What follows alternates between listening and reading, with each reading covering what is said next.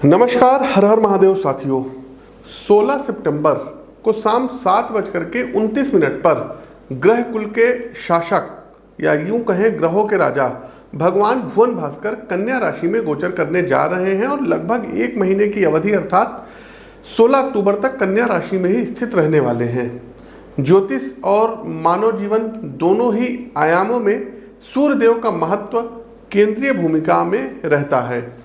सूर्य गोचर के इस कार्यक्रम में हम डिटेल में जानेंगे और समझेंगे कि आपकी राशि और जीवन पर सूर्य राशि परिवर्तन का क्या कुछ प्रभाव पड़ेगा, साथ ही साथ आवश्यक उपाय क्या हैं। तो चलिए बिना किसी देरी के कार्यक्रम पर आगे बढ़ते हैं और उससे पहले आप लोगों को बता देते हैं कि प्रस्तुत राशिफल ये आपकी चंद्र राशि व आपकी नाम राशि दोनों पर संयुक्त रूप से आधारित है। इसके अलावा साथियों सितंबर और अक्टूबर माह में, सितंबर माह में हमारा जयपुर आगमन हो रहा है। दिनांक 15 और 16 तारीख को जयपुर में रहेंगे, 17 तारीख को मथुरा में रहेंगे, शेष सभी दिन लखनऊ में रहेंगे। इसके अलावा साथियों 28 और 29 अक्टूबर को हमारा वाराणसी कार्यक्रम है, तो 28 और 29 अक्टूबर को आप वाराणसी में मिल सकते हैं।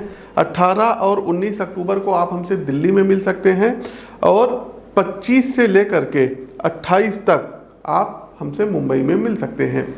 तो ये तो था दर्शकों हमारे जो है नेक्स्ट मंथ के कार्यक्रम। आप अपनी अपनी अपॉइंटमेंट बुक कर सकते हैं, से सभी दिन लखनऊ में आकर के मिल सकते हैं। वीडियो को लाइक करते चलिए, शेयर करते चलिए, कमेंट बॉक्स में जय श्री राम का उद्घोष कीजिए।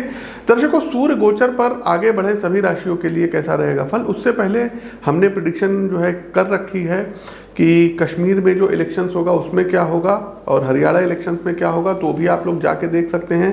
कश्मीर में मिलीजुली सरकार बनेगी, फारूक अब्दुल्ला नेशनल कॉन्फ्रेंस और कांग्रेस की मिलीजुली सरकार बन सकती है। हरियाणा में भी साथियों जोड़ तोड़ करके सरकार बनेगी और कांग्रेस इसमें जो है सरकार की महत्वपूर्ण भूमिका में आगे बढ़ते हुई दिख रही है। चलिए आगे बढ़ते हैं और सूर्य गोचर का जो है सभी राशियों पर क्या प्रभाव पड़ेगा।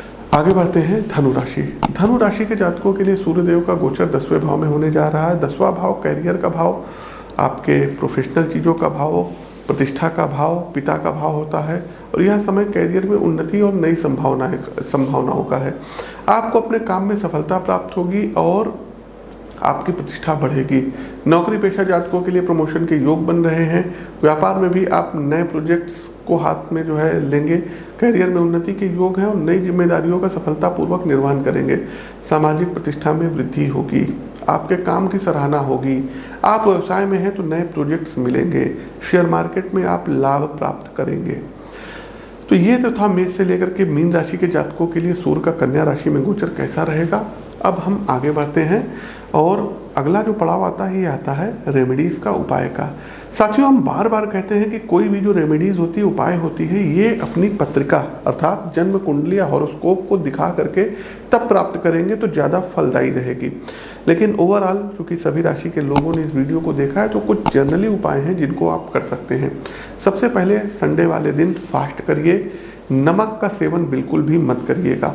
दूसरा एक काम ये करना रहेगा कि प्रतिदिन एक तांबे के लोटे में मौली, जिसको कलावा बोलते हैं, जो हाथ में देखिए बांधा जाता है, तो कलश का जो कंठ होता है उस पर आपको ये धागा लपेट देना है, उसमें जल भरना है, लाल कुमकुम डालना है और लाल पुष्प ले लीजिए, थोड़ा सा अक्षत डाल दीजिए और भगवान भुवन भास्कर को आपको अर्घ देना रहेगा। सूर्य गायत्री मंत्र से दे सकते हैं या सूर्यदेव के किसी भी मंत्र से आप अर्घ दे सकते हैं।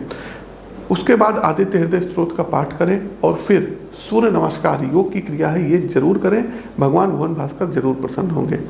तीसरा एक काम ये करिएगा कि लाल चंदन का तिलक मस्तक पर लगा करके रखिएगा और कभी भी सूर्य जिस डायरेक्शन में रोटेट करते हैं, जैसे पूरब से रोटेट करते करते पश्चिम की ओर जो है सूर्यदेव का जो है होता है, तो सूर्यदेव जिधर भी रोटेट करेंगे आपको भूल से भी उधर लघु शंका नहीं करनी है। पूरब में नॉर्थ ईस्ट में निकलते हैं, उधर से दक्षिण होते होते होते होते पश्चिम में अस्त होते हैं, तो भूल से भी सूर्यदेव जिधर भी हो उधर भी किसी प्रकार का टॉयलेट या लघु शंका आपको नहीं करना है। तो ये आपको ध्यान रखना होगा, उनको फेस करके नहीं करना है, मतलब कहने का मतलब ये है।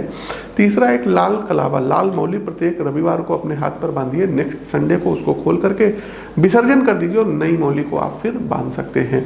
तो ये कुछ जनरली उपाय आप कर सकते हैं। बाकी 28-29 अक्टूबर को आप वाराणसी में मिल सकते हैं, 18 और 19 अक्टूबर को दिल्ली में मिल सकते हैं, 25 से 28 अक्टूबर आप हमसे मुंबई में मिल सकते हैं। तो तो साथियों, ये तो था हमारा जो है सूर्य गोचर का विशेष एक राशिफल कह लीजिए, कार्यक्रम कह लीजिए। कैसा लगा कमेंट बॉक्स के माध्यम से अवगत अवश्य कराइए। नए हैं तो चैनल को सब्सक्राइब करिए, बेल आइकन दबाइए। अपनी वाणी को विराम देते हुए ज्योतिष के इस मंच से मैं पंडित आशीष वत्स आप सभी प्रबुद्ध साथियों से विदा लेता हूँ। नमस्कार। हर हर महादेव।